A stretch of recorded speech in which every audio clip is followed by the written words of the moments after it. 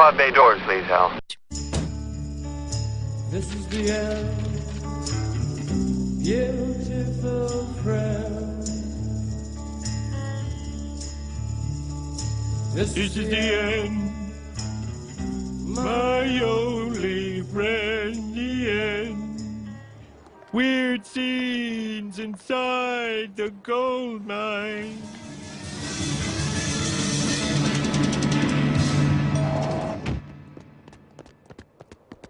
The pod bay doors are open. Welcome once again. I'm your host, Doug Heller, film critic and film historian for TalkMovieToMe.com. Here as always with the madman in Cambodia, film critic for ArmchairOscars.com, OverThinkingOscars.wordpress.com, and his main page, ArmchairOscars.com. ArmchairCinema.com. Armchair Cinema. Yeah, well, I had to screw it up eventually. Jerry G. Roberts. What do you got, Jerry? You're nothing. You're an errand boy. Sent by grocery clerks to collect the bill.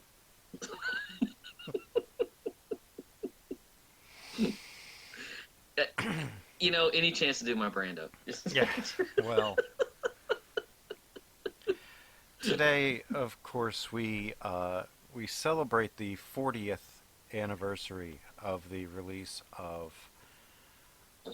Francis Ford Coppola's Apocalypse Now.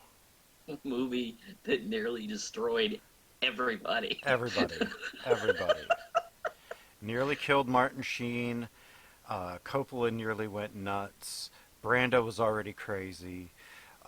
Dennis Hopper was already crazy.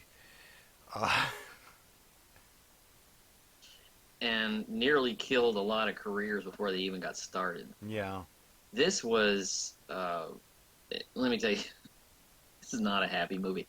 By the way, No. we're also, I want to mention, we're talking about two movies today. We're going to talk about Apocalypse Now, and then a little later on, we're going to talk about a marvelous documentary called Hearts of Darkness, The Filmmaker's Apocalypse, Yes. in which Eleanor Coppola documented the making of this film. But first, Apocalypse Now. I love this movie. I remembered when I went back to watch this. I haven't seen this in many years, and I haven't seen anything other than the Redux since 2001 when the Redux came out, which I got to see in the theater. If I recommended anybody who hasn't seen this movie, I would recommend the Redux. You know, I was actually really kind of stunned at how much I still love the theatrical cut. Mm-hmm. Watching it for the first time since probably 1999 or 2000, Mm-hmm. It's the version I fell in love with. I used to watch this like once every couple of months. Yeah. When I was in high school, it just was very, very powerful, and so I kind of was amazed at how much I really enjoyed still the original cut or the theatrical cut. It's an enigma. It is, but This film. the Redux, ooh, that's a Well, time investment, but it's a worthwhile one. It's the kind of filmmaking they don't have anymore. Yeah. The idea that a film can have, and this is very, very rare nowadays, a film can have the kind of tonal narrative that you read, Mm-hmm. the kind of episodic nature that doesn't feel like it's manufactured to be an episodic nature. Right. While asking, the themes here are an inch thick. every step of the way. Mm-hmm. And you could only do it through the prism of Vietnam. Yeah, that's why a lot of writers and directors never really cracked this. Yeah.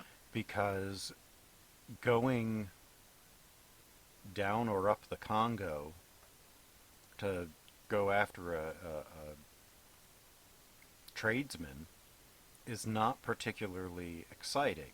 And the life of this private business guy that just went into the jungle and went cuckoo. But through Vietnam, It's kind of light without the it is. Vietnam I mean, influence. there's a lot to the Mm. novella. Um, it's been a long time since I read it, but there's a lot going on there that you see in Apocalypse Now. But uh, it's just really interesting that even Orson Welles couldn't crack it. Um, Well, Orson Welles couldn't crack it because the studio wouldn't let him. well, that's kind of true too. He got into pre-production, and the studio said, "No, we're not funding this." Well, because the way that he wanted to do it was all from Willard's perspective, or Mm. the main character. So, kind of like Lady in the Lake, Alan Ladd's only directorial feature that was all first person perspective camera. Hardcore Henry. Right. So it would have been that up until all the way through, including him as Kurtz Right. and all of that. So they're like, yeah, this is going to be too expensive. We don't want you to do this. So we went on and Right. made Citizen Kane instead. But I don't know that he would have been able to crack it, especially if he was trying to film it like that. I think it would have fallen apart. But bereft of that idea, we got Citizen Kane. Yeah, so, no complaints. No complaints there, and we also got Apocalypse Now. Yeah. Ultimately, but I was thinking about this. Let me tell you something. When you can't sleep at 2:30 in the morning is probably not the time that you really want to get into Apocalypse Now. No. I couldn't sleep the other night, and I got up and I thought, okay, well, I need to get through the Redux. So I started the Redux. I didn't realize, I forgot the Redux is 3 hours and 20 minutes long. Mm-hmm. And I got through about an hour of it, but I was just, and I saw the Redux in a theater Yeah, me too. in 2001. Mm-hmm. And the funny thing is, and this really is a commentary on this film and the times in which it was made. This was made at the very, very end of the auteur era, Mm-hmm. right before Heaven's Gate just crashed the party. Right.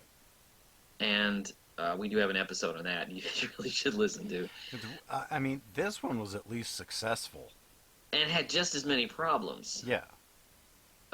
Most of those were successful, from and he had and Coppola's a far more visionary director than Cimino was. well, and I mean, Cimino was a visionary director in his own right. Mm-hmm. The problem was that movie was strictly the problems were strictly because of the director. Mm-hmm. The Apocalypse Now was loaded with problems that didn't have to do with the hubris of the director. It had to do with problems everywhere else. Right. It was largely location. Yeah. And they because they shot this in the Philippines. Yeah. In the middle of a civil war. But the odd thing is, this is the irony. This comes out in 2001 in the wake of Pearl Harbor, which a lot of people were divided on. A lot of older people thought it was a chunk of garbage, including yours truly. But a lot of younger people really loved the movie. And I'd never estimation watched it. my estimation was no, go see Apocalypse Now. I never bothered with it. Ooh, but I do have a good story about that. Pearl Harbor's like, I have better things to do. Not Pearl Harbor, but about going to see Apocalypse Now Redux in the theater. So I was it was in August of 2001. Mm-hmm. Just coming back to school for band camp. We'd come back and or it was just about to start. My one friend and I went down to the movie theater to see Apocalypse Now. Mm-hmm. We had coordinated with a couple other people that we knew to go down to the movies too. Yeah. Steve and I were like, oh yeah, Apocalypse Now. All right.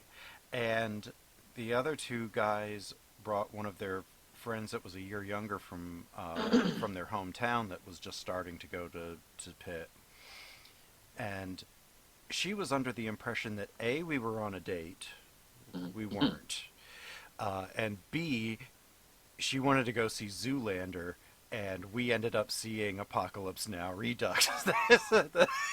I didn't see Zoolander until many, many years later with my wife. like, Never so, seen Zoolander. yeah, it's actually pretty funny. But at the time, I was like, yeah, I don't want anything to do with Ben Stiller. I want to go see Apocalypse Now. And enough of the group had seen the theatrical cut and wanted to see the Redux. Mm. Zoolander was outvoted, and yeah. Wow. Was... Yeah, I went to see Apocalypse Now Redux by myself, because nobody else wanted to see it with me, and I was like, you know what, I'm okay with that. So I went. That's an awkward movie to sit next to somebody with, anyway. It is, especially somebody who's never seen it before. Yeah. I went to a 9:30 show on a Tuesday, and the reason I went to a 9:30 show on a Tuesday was because I was hoping to get a theater by myself, and I did. Because I wanted to sit in the theater and experience this without other people. Mm-hmm. And I did, and it was a marvelous experience. I didn't realize it was 3 hours long. 3.5. 3.5, so I got out of the theater about 1 o'clock in the morning. That's a wonderful note to go to bed on, by the way. Yeah. I've seen this in the theater twice. Oh, yeah? Once in '99 when it came back. They were doing a special showing at the Alabama Theater. Great old movie palace. And it was a brand new print of the theatrical cut, and it was gorgeous. I can't say much for the sound because the sound system in the Alabama Theater is still kind of primitive. But when I saw the Redux, it was the full surround sound. So when the helicopters came in, they came in from behind me. Yes. And they went over my head. Yeah. It's so awesome. That's an amazing situation to be in with Wagner. Yeah. It's because I remember that too. We had seen it in the full surround, stadium seating, brand new theater at the time too. Right. It had only opened maybe a year and a half previous.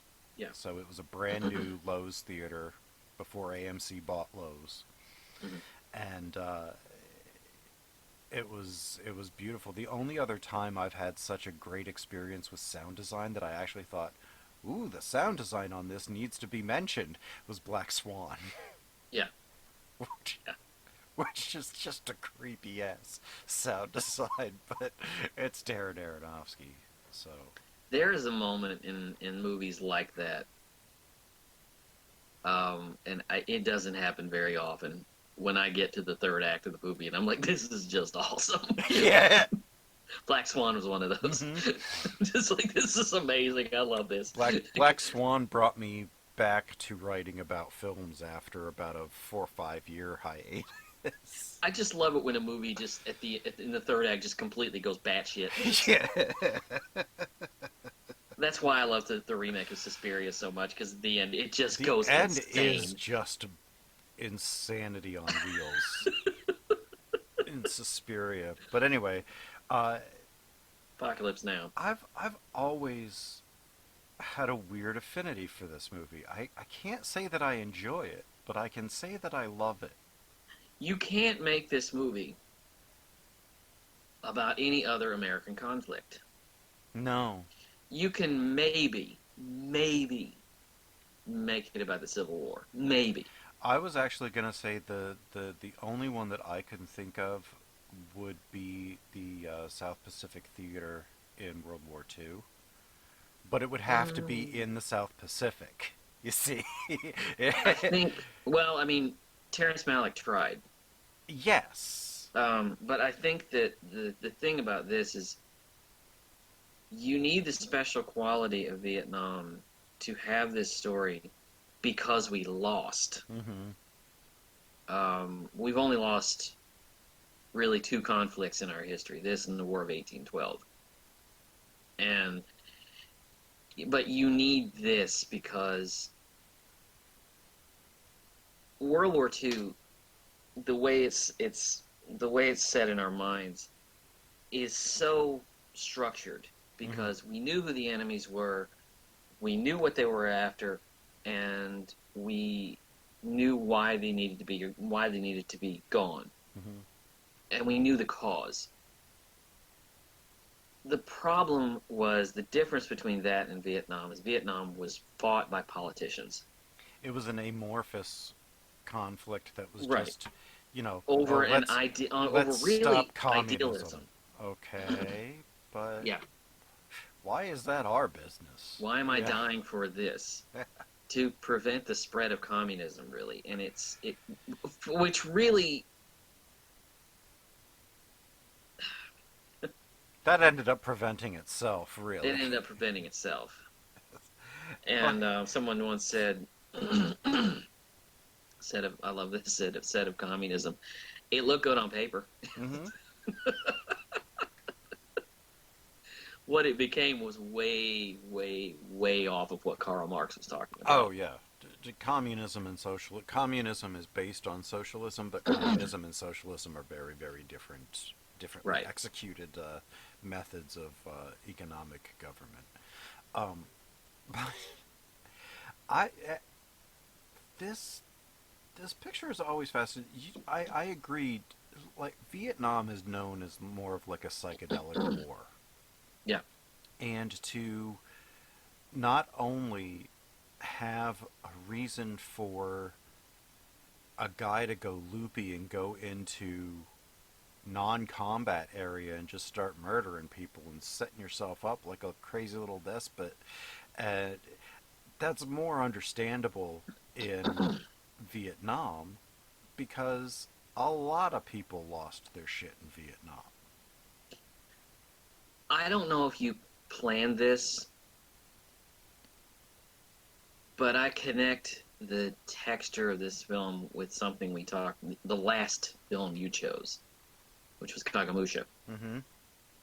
The idea of, excuse me, the idea of sending men into the mouth of madness, into the whirling maelstrom of human combat, for reasons that are silly.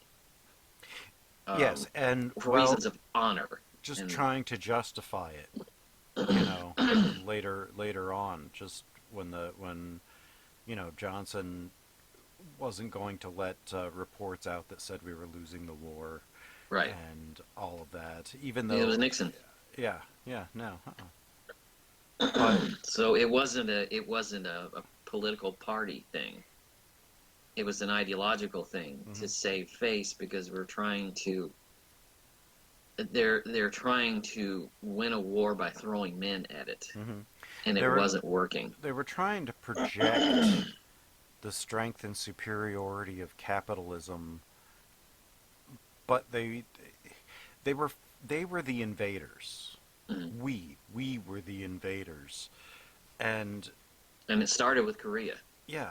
And it's hard to it's hard to take out.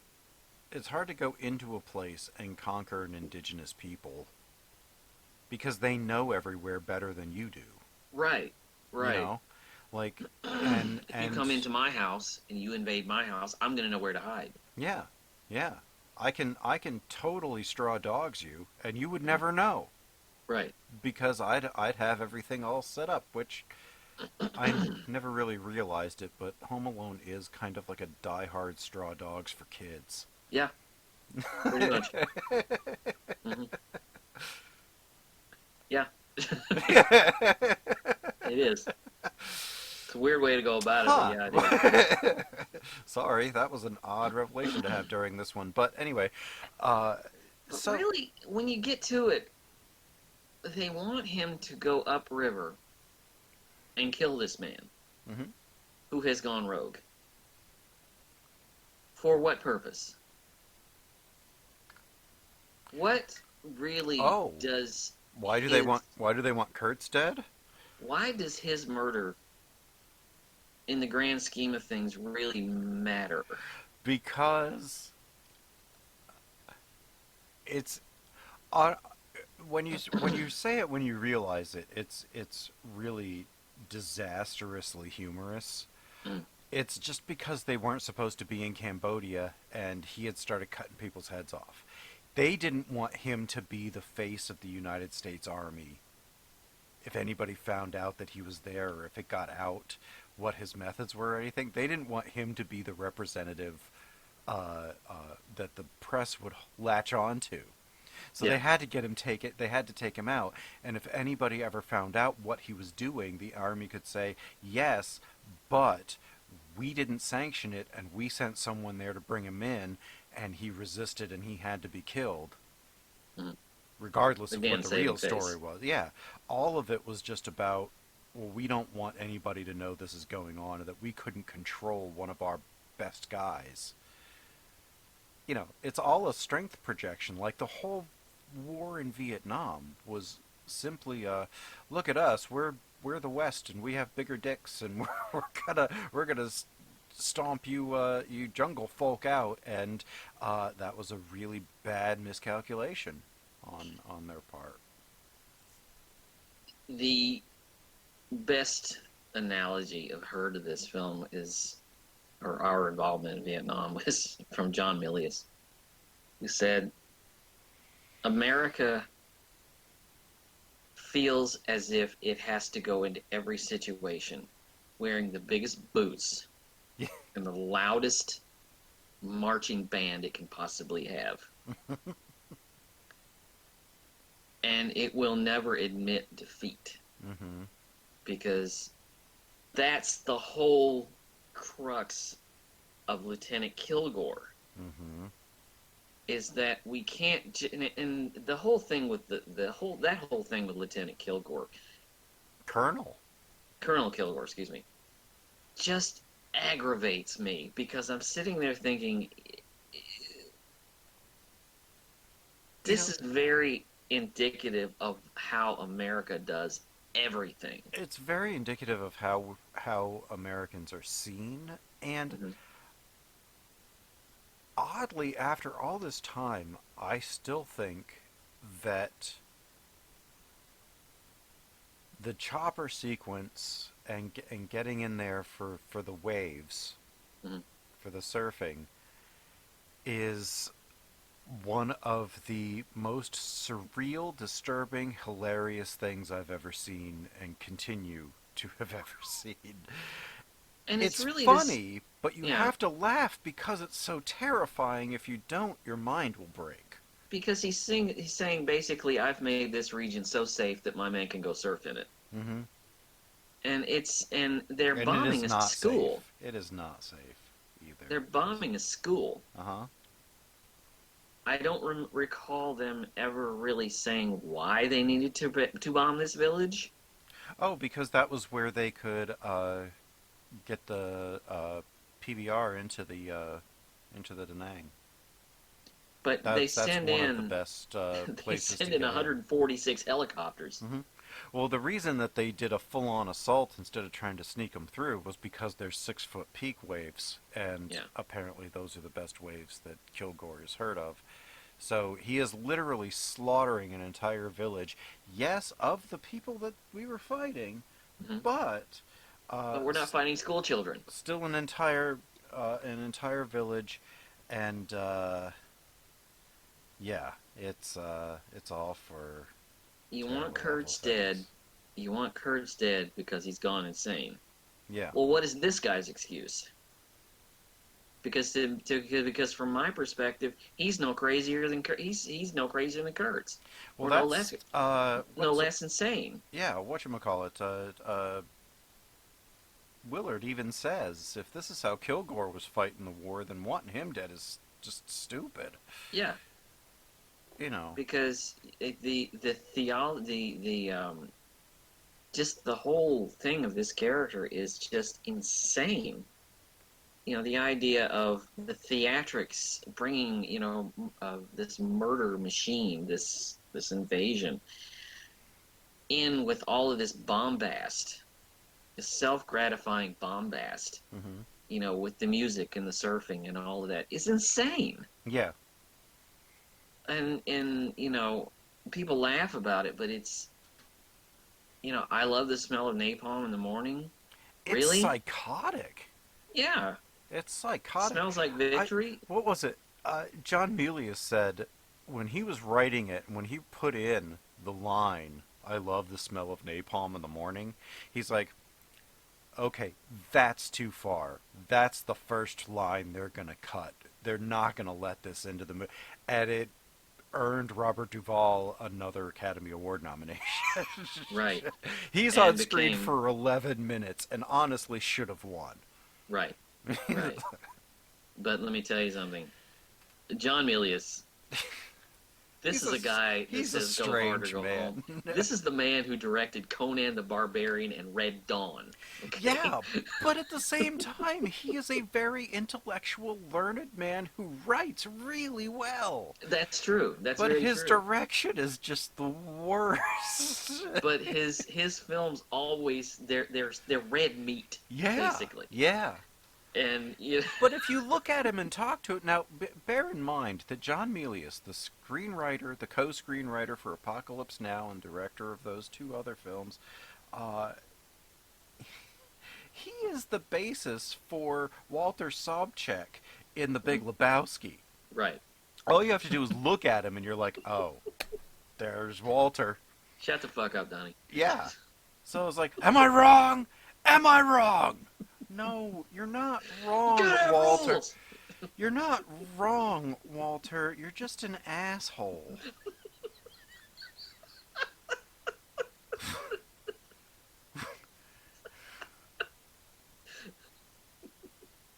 Why are you celebrating the Shabbats? You're Polish Catholic. Shomer Shabbos! I don't fucking roll on the Sabbath! Anyway, sorry. Sorry. That's a whole... That's that's a whole other episode that we'll probably have to get to. My God, you watch this movie, and you begin to question. Now, I'm not a violent person. I'm Never not have been. either. Yeah, no. Probably never raised my fist to anybody. And I'm a pacifist. So almost every inch of this movie looks like insanity to me. Mm-hmm. Because I'm watching this and I'm thinking, here is a movie that questions the very nature of embracing our killer instinct. We have built our civilization on not doing this, Mm-hmm. on not becoming the animal that we have spent centuries trying to remove ourselves from. Mm-hmm. And here's a movie that questions the need to do that. Now, when you're in combat, you have to embrace portions of your killer instinct. The question I think that this movie is asking is how much of that is too much? And what is this thing called war? What is this conflict of war? And what is this change of ideals? What is this change of ideas that can we intellectualize something like Vietnam when it is such just a case of saving face? Yeah. An ideology, and having to embrace a killer instinct for a cause that you don't really even understand. Right. And that's what this movie is about. Mm-hmm. Why am I doing this? Why, I'm following orders. Why am I doing this? Yeah. Well, it was proven just barely more than a decade earlier that just following orders will not get you out of being culpable for crimes. No.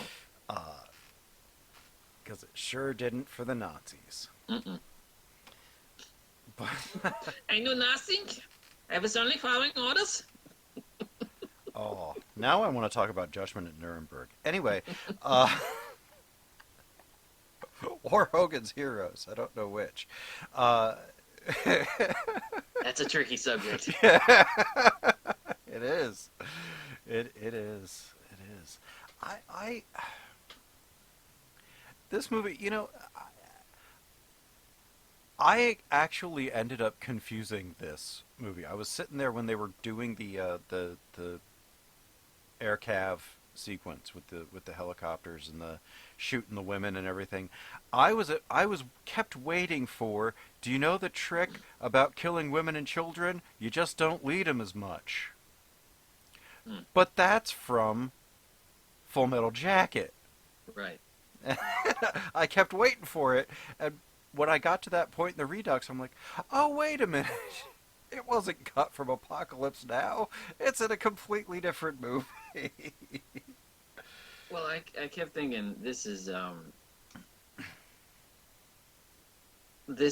the Odyssey, Oh, yeah. essentially. Yeah. The Odyssey You know, plus Heart of Darkness.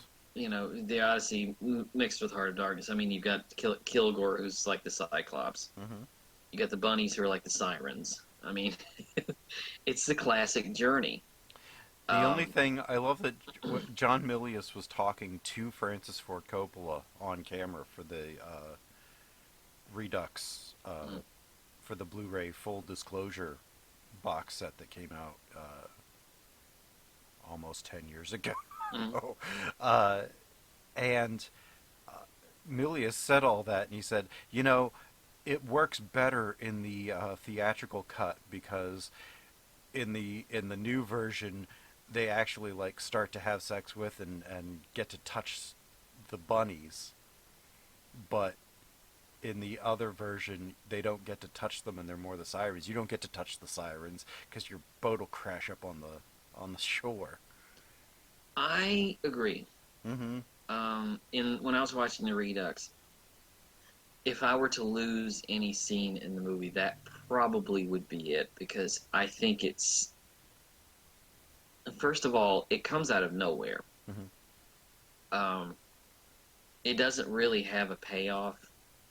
You don't need it. I wouldn't eliminate anything, but It's, you probably, if I had to take anything out, you probably don't need it. and that's probably what got cut out of the final cut, Mm, which I am only,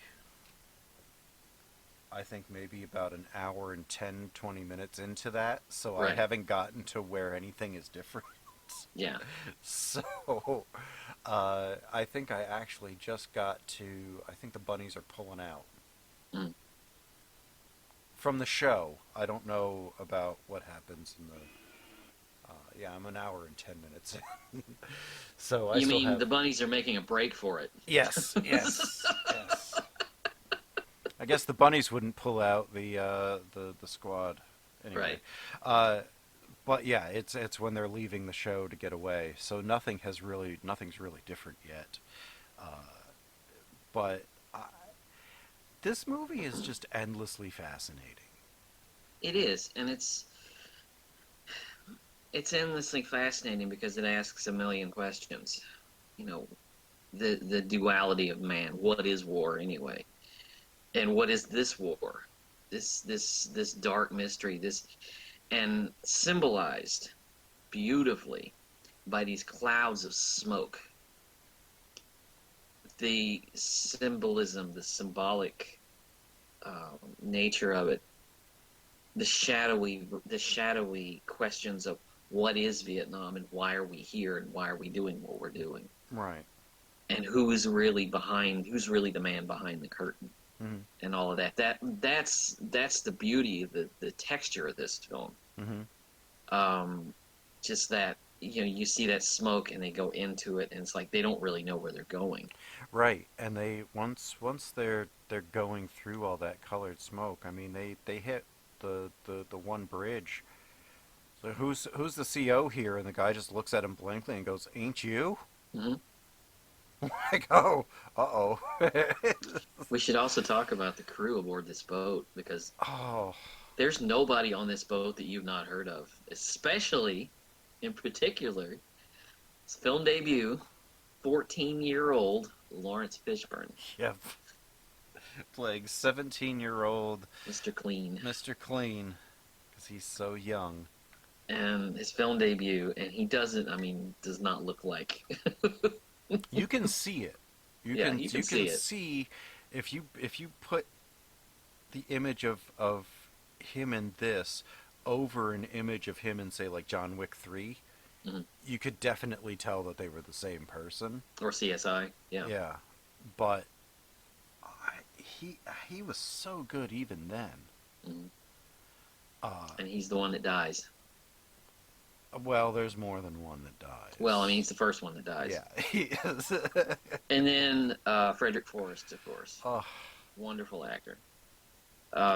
Sam Bottoms is there. Was mhm. in American, not American Graffiti, but Last Picture Show. Last Picture Show with his brother. Right. And Albert Hall. Sadly, he. I think he's the only one of the actors that's passed. Mm. He had cancer, I think. And Albert Hall, who you can't throw a rock without hitting a movie that he's been in. Yeah, Okay. that's true. Albert Hall is a marvelous actor. Most notably Malcolm X, Hmm. which we will talk about. Yeah, Um, at some point. I always liked. Was it Freddie Forrest? When he played Hammett, Dashiell Hammett in Mhm. the Vim Vendors Hammett. I Yeah. loved that. And of course Martin Sheen. But they don't ever. God, who looks so much like Charlie here. Oh, Um, but the funny thing is, knowing all of these actors, they're given one dimension more than they probably would have otherwise. mhm. Otherwise, they'd just be, like the old World War II movies where they throw in one kind of everything. Right. The Brooklyn Kid and the Country Kid and the Mhm. this and that. But here they're given a little bit more dimension, and you feel for them most definitely. Because you're on that boat with them for so Yeah. long. I mean, even in its shortest version, this is a long movie. Yeah. This I did us no favors by sandwiching your 8-hour pick between two 3-hour plus movies that just Right. I'm just as much to blame here for neither of us having a lick of time in the last month. But I think the length is necessary for you to forge the bond that Willard starts to and then kind of completely, well, blows apart any kind of bonds he was forging with this crew and the bonds that they already had. And by the time you get there, by the time Mr. Clean is killed, Mm-hmm. it's a heavy moment Mm-hmm.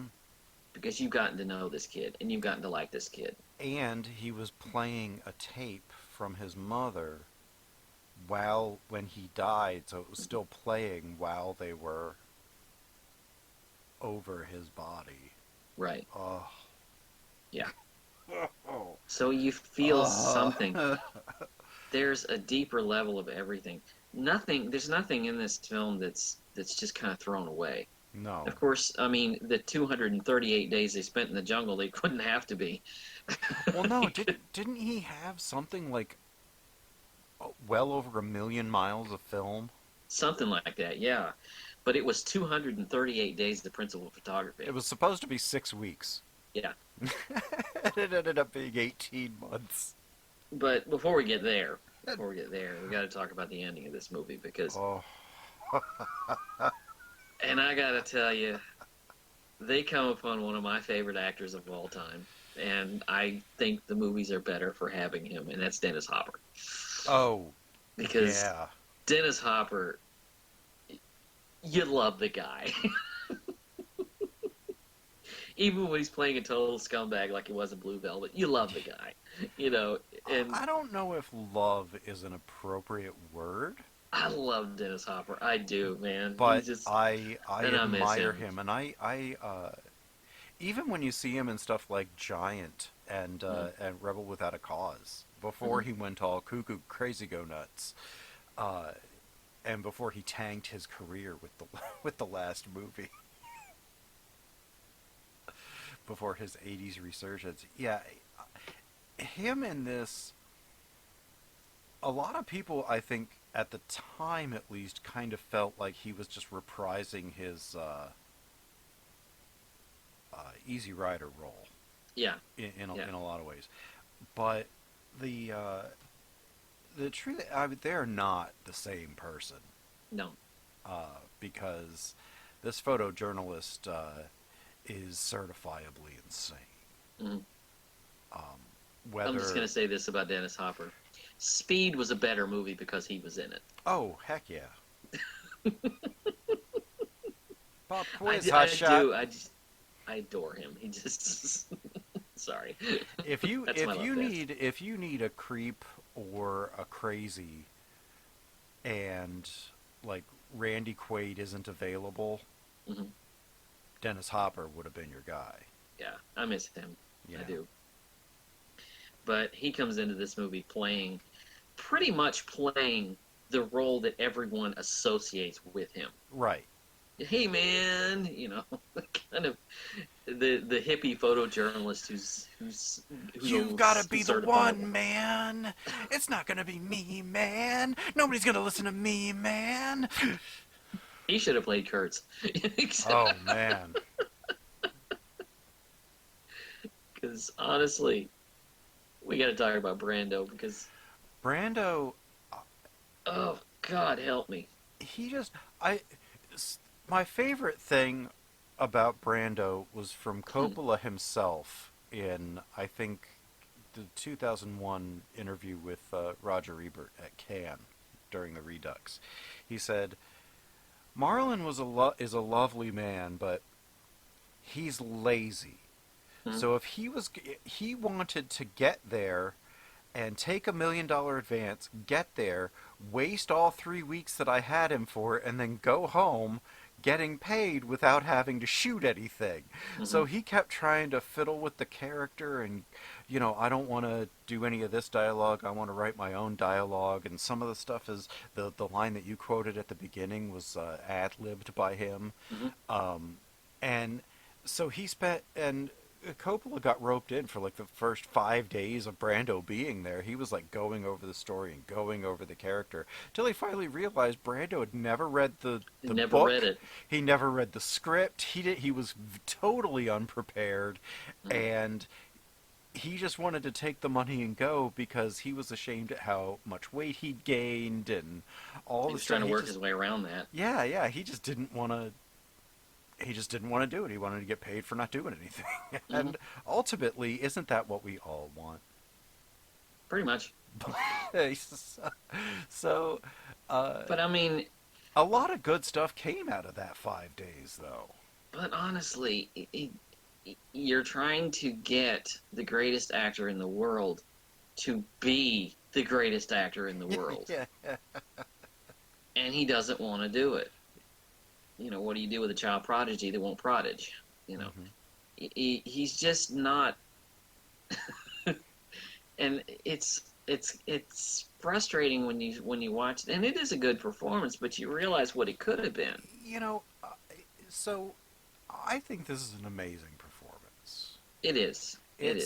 It's probably the most amazing performance somebody didn't want to do in the history of movies. Just when he's sitting there and he plays with the shadow like it's a prop when he's first introduced, and he's got that bowl of water and he's putting it on his head, and just the way that he's not rubbing his hands, he's patting his skull, and then he rubs it and he squeezes it, and he's not rubbing anything on it. He's using all of this to really give you a visual imprint of what this guy is like. Like, if this is the care he takes in methodically just trying to be a little cooler, everything else is going to be batshit crazy. Right. So you're not surprised when he shows up at War Paint and drops Chef's head in Willard's lap. You're not surprised. You're horrified, but you're not surprised. And At first, I kept thinking in my mind as they're headed toward him. I kept thinking, okay, well, what has he really done wrong? If he wanted to displace himself from the society and he wanted to pull himself back, get into nature, and really just retire there. My thought process was leave him alone. Just if a man wants to go and live in the jungle with the natives, let him go live in the jungle with the natives.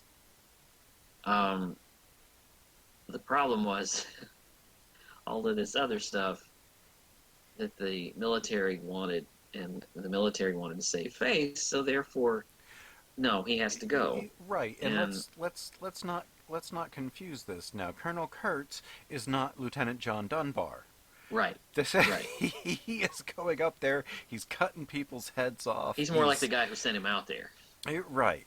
He is a classic mad despot. Yeah.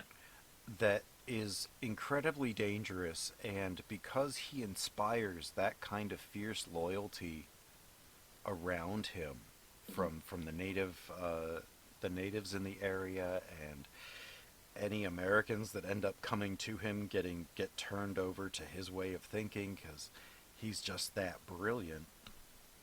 He's very dangerous to just be left alone out there. He's King Lear. Well, He's without King Lear. dividing everything up, sure. He's King Lear, and the photojournalist is the fool. It's kind of like that duality, the madness. Mm-hmm. Without dividing everything up, like you say. But I found his character to be very Shakespearean. Yeah. Very a man who's magnanimous, but a man who has an ideological. The man who's heavy lies the head that wears the crown. Mm-hmm. A very how do I say this? Very much far too ideological for the position that he holds. Right. For anyone around him to tolerate that. Yeah. The society that he lives in, Yeah. which is one of the reasons it's juxtaposed by the fact that he's moved to the jungle. Right. Well, I think also it's kind of like a Darkness at Noon situation. That's like a dystopia novel by Arthur Koestler from the early 50s, allegory to communism, that this founder of the movement is now in jail as a traitor to the movement because he was trying to stick to the ways of the revolution, and the new crop had changed things so much that the people that incepted it are now the people who are against it.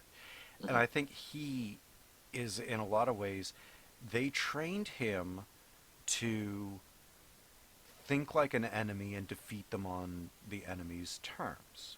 Right. When he did that, they cut him off because he adopted the most savage qualities of the oppositional force. Right. And so he was just doing what he was trained to do. Did he go insane? Yes, he went insane. But how sane do you have to be in the first place to want to have a career in an organization whose job it is to murder people? Mm-hmm. I'm not saying anything against the troops. I commend their service, and but people who sign up for that for life know what they're signing up for. You sign up for it, you may give up your life. You're right. You may give it up, and you may They got take more guts than I do. You may take it from somebody else, and that you don't come back from that. I feel the same way about police officers. Yeah. I couldn't do it, and I commend the people that do. The problem is that in this movie, boy, you could write books about the theology. They have. Just this is what an goes on in endlessly this movie. analyzed picture. I mean, just the duality of man. What gives you the right to take the life of someone else, Mm-hmm. and what gives you the right to command someone to take the life of someone else? Mm-hmm. What is the nature of man?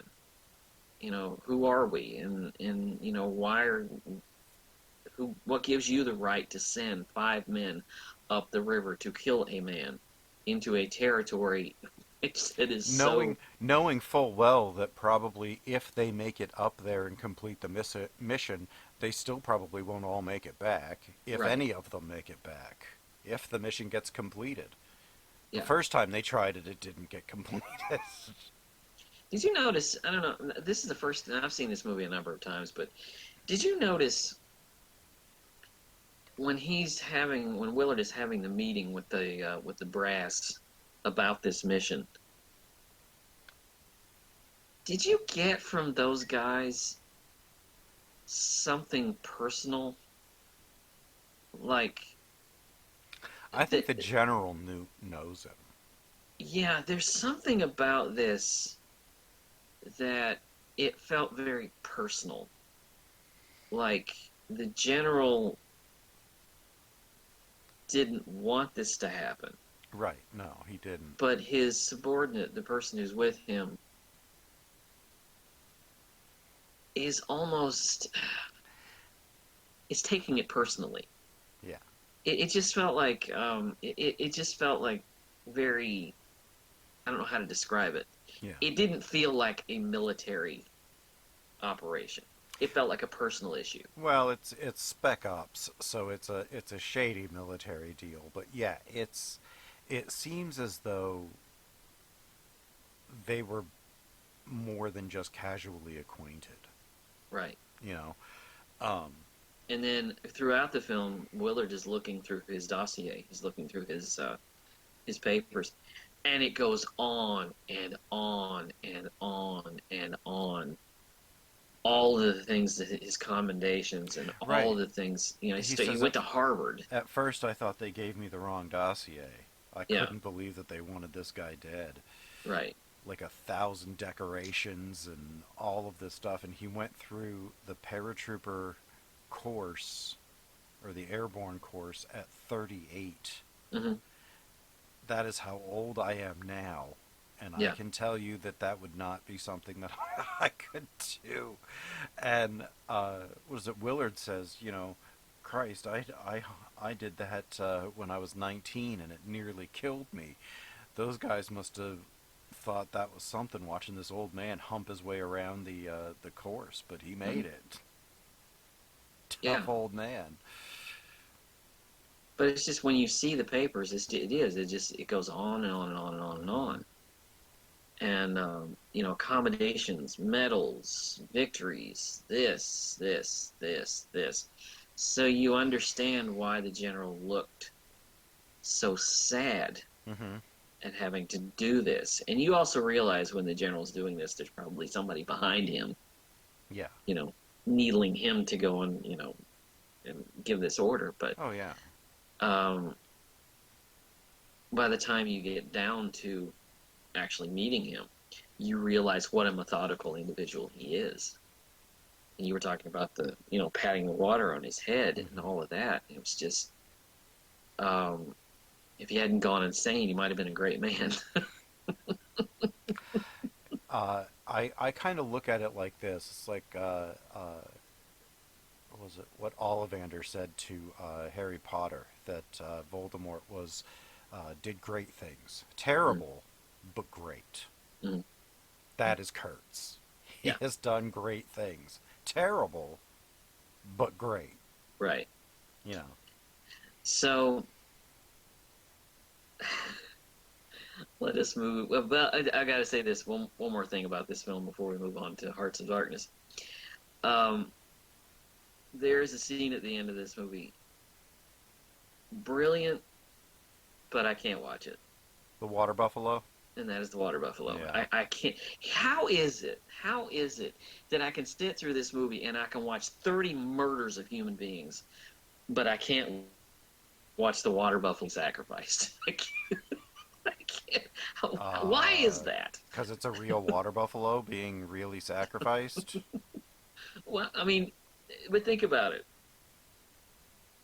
We can watch movies with. If you watch a movie with a a lot of murders, a lot of people being killed. Remember The Godfather? Well, yeah, the Godfather Coppola was like, I got more letters about the horse head than I did about the 16 people that got brutally murdered in front of their faces. A man who gets shot in the head. Yeah, You know? right in the eye. Yeah. They're Poor, gangsters. Screw them. poor Mo Green. Anyway, Yes. so yeah, moving on to the, I think, indispensable companion piece. Oh God, I had wished that somebody could come up with a way to do all three versions of this movie and Hearts of Darkness in the same package, because you need this to really get I the full picture. I think the final cut, like 6 disc set with the Blu-ray and the Ultra HD 4K Blu-ray, and Mhm. has Hearts of Darkness and the original Redux and final cut, Yeah. all in the same massive. This was a production for Showtime. I don't think it went theatrical. It It was did. nominated for an Oscar, though, wasn't it? Well, I don't think it was. No, it wasn't nominated for an Oscar. But it was because I think it was a television production. Let's see. No, it was. Yeah, it was not nominated for an Oscar.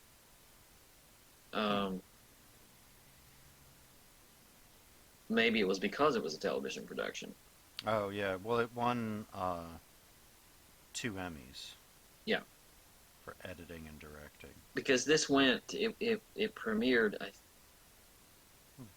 It premiered at a film festival for critics, and then it went directly to Showtime. And this is probably the best movie I've ever seen about the making of a movie it's unbelievable. It's the prototype of what every behind-the-scenes documentary that was ever produced for a DVD special feature has tried to be and ultimately never is. Well, a large part of that, except Man of La Mancha. Yeah. Which Lost in La Mancha is really good, but it does repeat itself over and over again. Now that movie's actually finally made in a completely different setting, I bet watching those two back to back would be a very interesting situation. But I remember watching this. I saw it on Showtime, and I thought I might actually enjoy this more than the movie itself, because the alternative title for this is let's see how much let's drive Francis crazy today. Yeah. Well, yeah, like I really enjoyed watching him bitch and moan about them taking the helicopters off of the set to go fight in their civil war. Yeah, because he borrowed them from Ferdinand Marcos. From Marcos, and he's like, there they go off. They have to. They're taking all of our helicopters again. They did this yesterday. It's like, yes, people are fighting and dying, Francis. It's a goddamn war. Don't you know there's a war on? Like, come on, you can work around it. Yeah, like, I mean, but this also is coming after months of having to work around, like 6 weeks or 8 weeks of having to shoot around the fact that Martin Sheen had a heart attack and couldn't be on set until he recuperated. For 3 weeks. For 3 weeks, so they used the back of Joe Estevez's head. Yeah. And the remarkable thing is the director and the producer, Bahr and George Hickenlooper. Bahr, who, by the way, went on to be the co-creator of Mad TV. He did a lot. If you look at if you look at Bahr's filmography, a lot of it is television and a lot of it is comedy. You would never think that it was launched from this.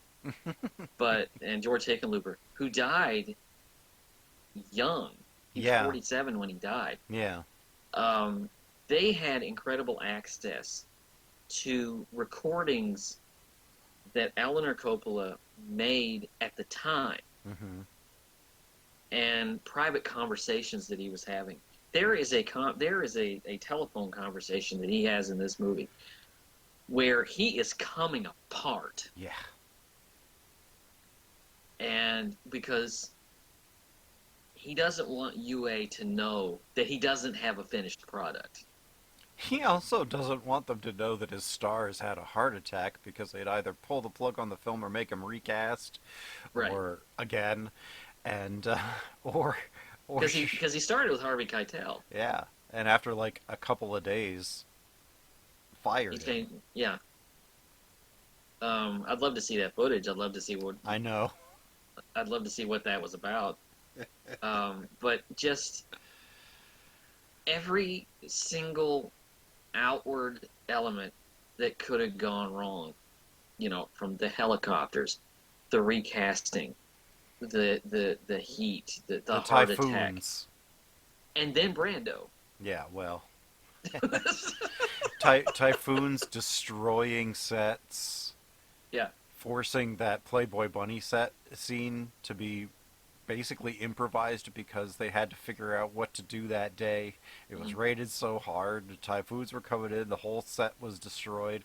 So they're like, all right, let's make this a wasteland and let's And then the Brando. buddies. Brando.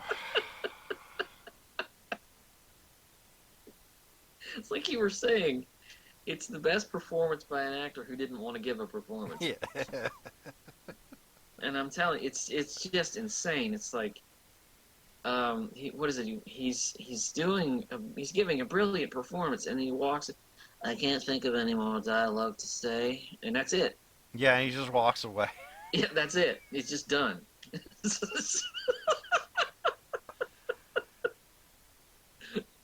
Like, you really have to admire Coppola for signing up to work on a second film with Marlon Brando at that point in his career. Like, Kazan kind of could work with him a few times because, he kind of made his career, Mhm. and Brando probably felt a little bit one way towards him, and it was earlier on in his career, so he couldn't act like an ass. At this point, he was Hollywood royalty, so Well, you should have seen it coming after what he did on Godfather 2. well, yeah, that was a mess. They wanted to do a flashback scene for the end of the movie, and then on the day that it was, Brando just decided, I don't want to do it. Yeah. So they just did it without him. You should have seen this coming. Yeah, I'm, And then Brando shows up, and he's like 40 pounds overweight. yeah. And Coppola is just like, well, I think I can work around it. And then he doesn't like any of the ideas that he has. He's like, well, I'll surround you with a bunch of women. It's like, no, no, no. And he only wants to be shown in shadow, Hmm. which does work, by the way. It does, and he's usually shot with by himself from a low angle or with children Mhm. to make him look like he's a lot taller. He's only like 5'10", Mhm. and he was like well over 200 pounds. And Oh God, yeah. When he walks in, it's yeah. And he put on weight in a year, not in a very short time, because this was a year after Superman, yeah, and he's on screen for what? Almost as much time as he has in Superman. practically. Actually, I think he's got a little bit more screen time here. But it's like I this is a movie they pulled out of the fire. Hmm. This could have gone down in flames, but he managed to pull this one out. And I don't know what was the next movie he made after this. Coppola or Brando? Coppola. One from the Heart. When was that? 80, 81. Yeah. See, And I would have had It's not good. after all of this, I would have had to take like 5 years off. Yeah. Well, do you know why he did one so fast? What's that? So he finally got Apocalypse Now cut, print, ready for release. Hmm. Right? Everybody's terrified of it, Yeah. even after Cannes. So he goes and he My film borrows. is Vietnam, which is a statement he's still embarrassed by that. Yeah. So he goes and he gets more money because he had mortgaged his vineyard and house Oh yeah, to put his get own money on the this. final funding for this. And so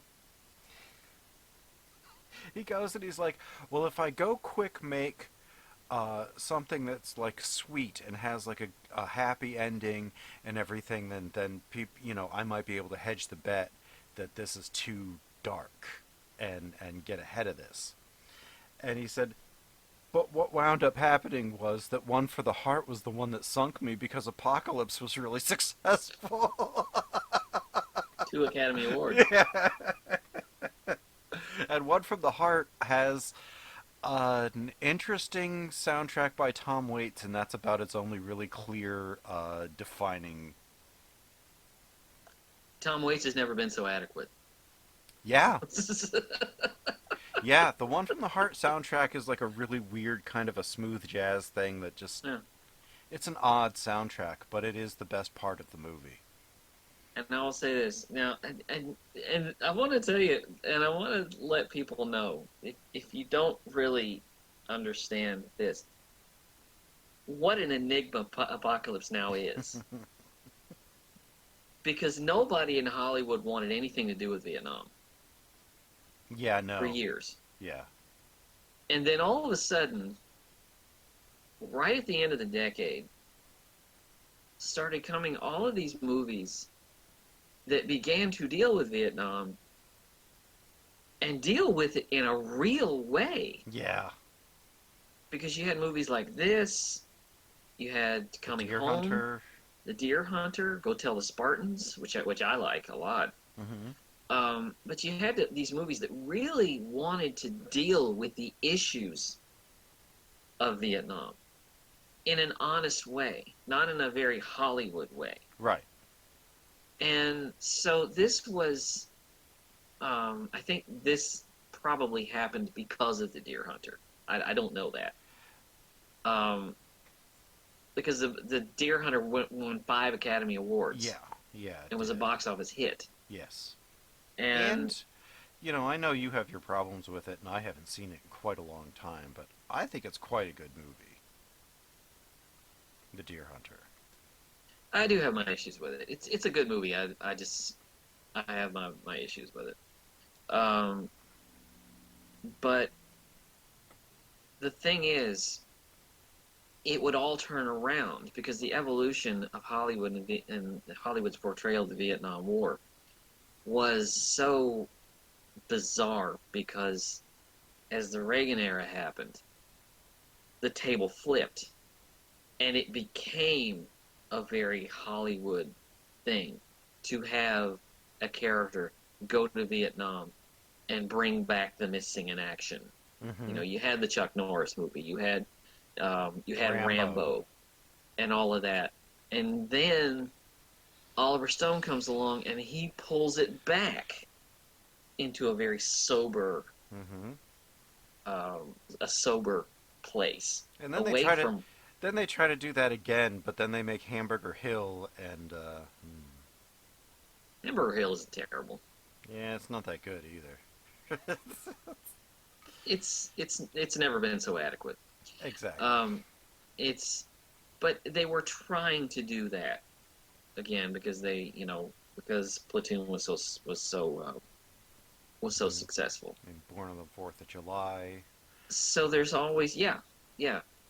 So there's always been this back and forth, Mm-hmm. that you can deal with Vietnam in a real way and then in a fantasy way.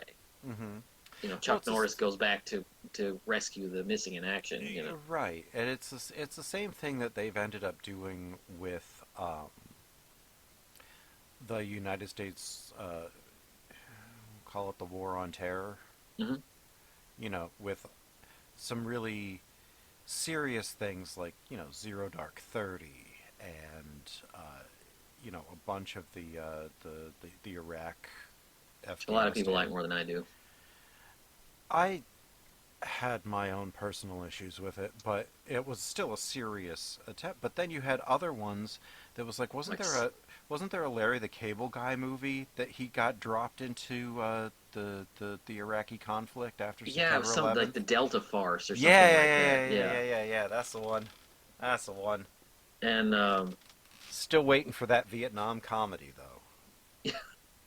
well, there have been Vietnam comedies, Well, um, Stripes, I guess, or or Volunteers. yeah. But something, it's just interesting the back and forth, the pull back and forth, Hmm. because I believe you can make a comedy about anything. So you do have comedies that or just fantasy, adventure, action movies in general that try to deal with it's interesting the way they deal with the Vietnam War. See, I think that Rambo, the Rambo movies wanted to be Apocalypse Now in the some kind of the depiction of what Vietnam was, but not as surreal and not as real. Like, Well, First Blood kind of went in that direction. mm, It was a red meat action film, but still dealing with a guy who was suffering from the PTSD hey, of here's a his confession. experiences. I've never seen a Rambo movie. You should watch First Blood. It's not great, but it's of those films probably the best. Which one? The Aren't rest there of like 72 First Blood parts? there's five of them, How could it including one be that just came out. First Blood Part 5? What? It actually is called Last Blood, I know it is. which is a stupid It's title. about time, though. But First Blood, it's probably the better of those films because it actually is dealing with a character who actually is suffering from PTSD, and it tries. Um, As much as a Stallone movie from the 80s can. right, but it's just interesting that back and forth. And I also, before we go, I want to talk about this. Apocalypse Now is the last great film he made Yes, it is. because his career, that was a career peak that he never reached again. No. The closest he ever got, quality-wise, was Tucker the Man in His Dream and Bram Stoker's Dracula.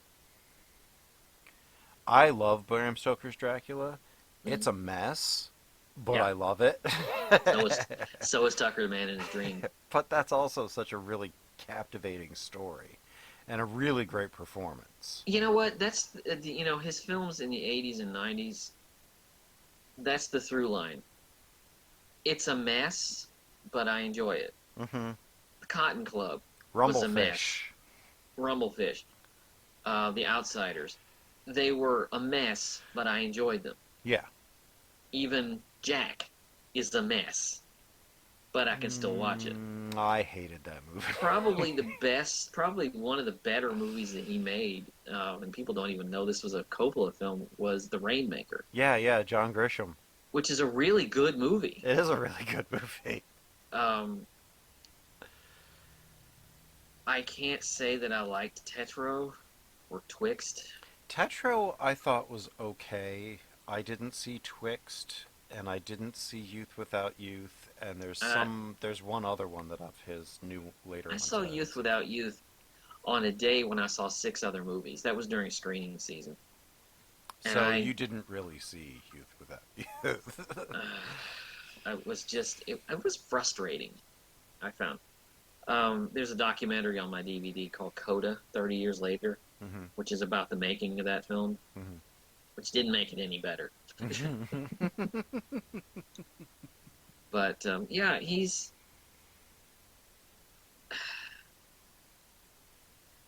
his career after Apocalypse Now never really reached that peak again.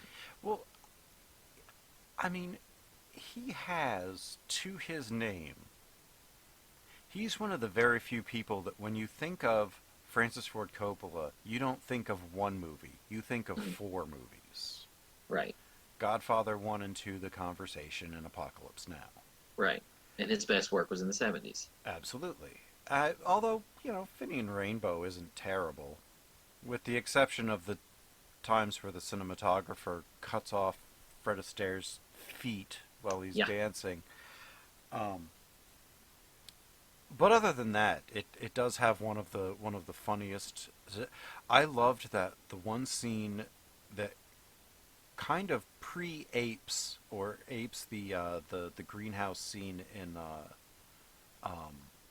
The Heat of the Night, Mm-hmm. when this Southern Baron has an African American servant, but he's highly educated. Mm-hmm. And so he's like, "Why don't you bring me my mint julep? Like, you bring a shuffle." And so he like really affects it, and he like starts shuffling up. Is this good for you? And it takes him like 20 minutes to get from one side of the room to the other. Is this the way you want it, massa? And he just really, really sticks the knife in, and then the guy starts freaking out. Why don't you just get over here with my mint julep? I'm coming as fast as I can. That's the way you son. want it, boss. It's so funny. It's so funny. Just going after all of that. It was kind of beautiful. Well, you know what? I'll tell you what. Let's go crazy. I'm going to go through. I'm looking at his filmography. His directorial filmographies, because he's produced countless movies. Yeah, I never saw Dementia 13. I've seen the beginning of it, and I've seen the beginning of The Rain People. Finian's Rainbow. Finian's Rainbow, all right. It's entertaining. It's fun. I like The Rain People. Of course, The Godfather. Well. And The Conversation. The Conversation is going to be on this show. Stay tuned. Oh, it will be. Yeah, it will be. Of course, The Godfather 2, which you like more than I do. But you've started to come around to it. I've started to come around. My problems aren't quite as prevalent, after our conversation with it. And the strange thing is, after Godfather 2, his next movie, his next directorial, was Apocalypse Now. Yeah. So there were a number of years. It was like 5 years in between. One from the Heart, which is not good. The Outsiders, which I liked. It's all right. Not great. It's a mess, but I enjoy it. Rumblefish, it's a mess, but I enjoy it. Mm-hmm. The Cotton Club. I liked the Cotton Club. Cotton Club might be the best film he made in that decade. Oh, well, I would say that Tucker is better, but the Cotton Club's probably right up there, I think, with one of his better for the 80s. Here's one we forgot about. Peggy Sue Got Married. That's a good one. That is a good one. That's a really good one. Gardens of Stone, which I forgot about. I've never seen that one. Gardens of Stone is... It's a mess, but you liked it. Tucker, the Man in His Dream, which you like more than I do. Yeah. New York Stories, which is god-awful. I like the Woody Allen bit at the end, but the Scorsese and the Coppola pieces they're not good. And A Godfather Part 3. Which I also like more than you do. It's a mess, but I enjoy it. Bram Stoker's Dracula. Jack, which is the worst movie he made in the decade, but it's... I hate that movie. The Rainmaker, which is underrated. Very. Youth Without Youth, which I hated. Didn't see it. And Tetro and Twixt, neither which I liked. And then something called Distant Vision. I've never heard of this. Yeah, and it's from like 2013 or something. I never heard of that. I'd never heard of it until I was looking at him the other day. Yeah. Huh. And then I think he's got something coming up. He's got something that he's directing. Oh, it's called what's the name of that? It starts with an M, I think. I can't remember now. No, it's called Megalopolis. Yeah, Megalopolis. Starts with an M. That's all I remembered. But yeah. But I probably will not watch Apocalypse Now again for another couple of years. I don't know. I'm gonna finish the final cut. I'm really interested in what they left out.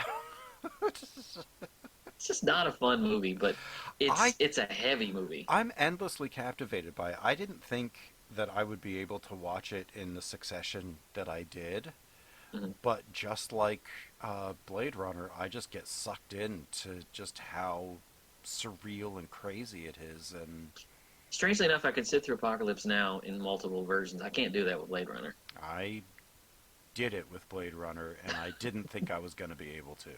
Yeah. I was stunned. But Well, I think that's all we have. I would definitely say if you're looking for a really, really long night of terribly depressing movies, pair this with Platoon and The Deer Hunter and Coming and, Home. and Coming Home. Yeah, Uh, yeah. there's another one that I was thinking of earlier, but now I can't remember it. But yeah, it's you may Hey, you not want to? you may Yeah, not want to live out the night, but you'll be filled up with a lot of great movies. you could bumper it with Good Morning Vietnam, Yes, the only Vietnam comedy. which is the only is it Barry Levinson. Is that Barry Yeah, Levinson? yeah. Which is one of the only Barry Levinson movies I can actually tolerate. What, that and Rain Man? Because they're about the two best ones he's done. The word was tolerate. Yeah. I have my issues with Rain Man. What do we have coming up? Next week, a love fest. We are going to do a But special but show, Jerry, didn't we already do Woodstock? a movie love fest. We are actually going to have a special show next week. Now, this is the last week in September, and then we move into October, which is Shocktober. Mm-hmm. But next week, we're going to talk about 4 films, 2 apiece, that made us love movies. The movie that just sat there and said, this medium is special.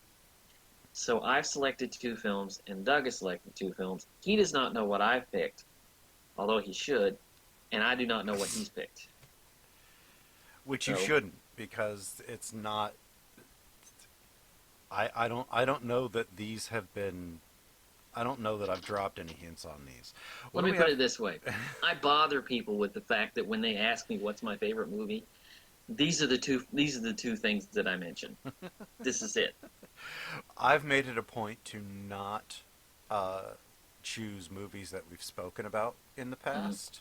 So I kind of, because we have done so many of the ones that really broke me in.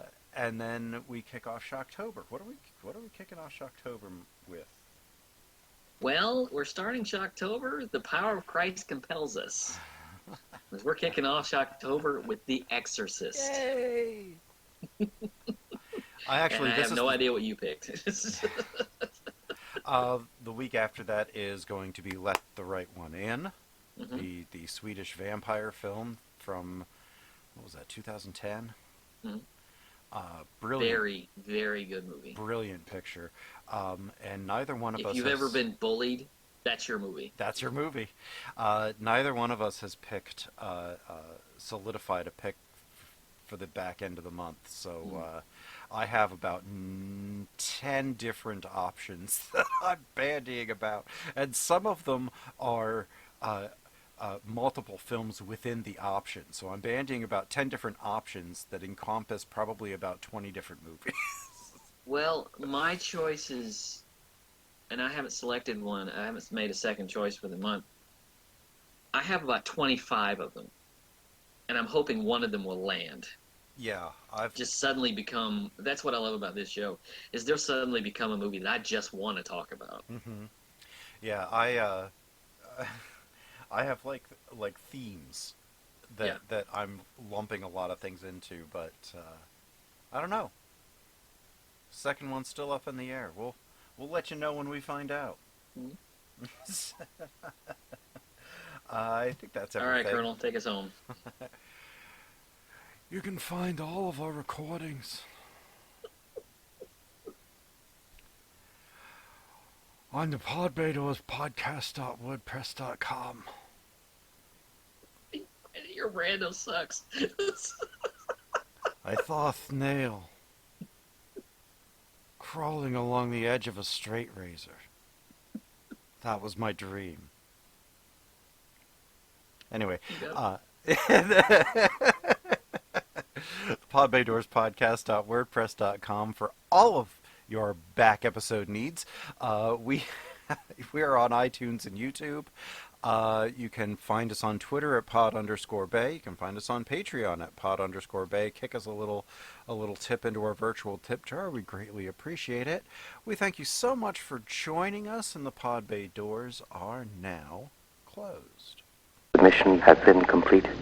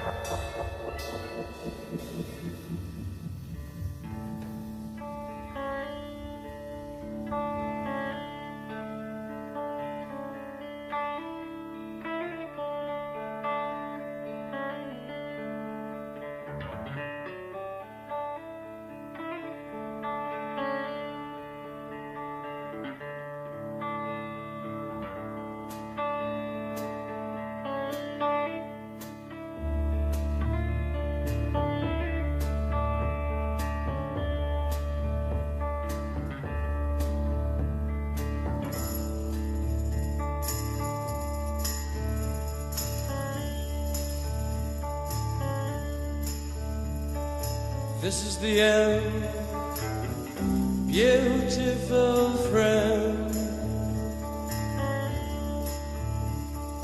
This is the end, my only friend. The end of our elaborate plans. The end of everything that stands. The end.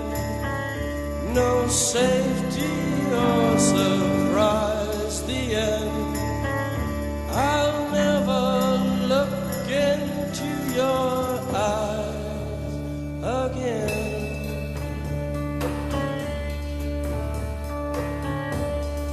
Can you picture what will be? So little madness and free, desperate of some stranger's hand in a desperate land.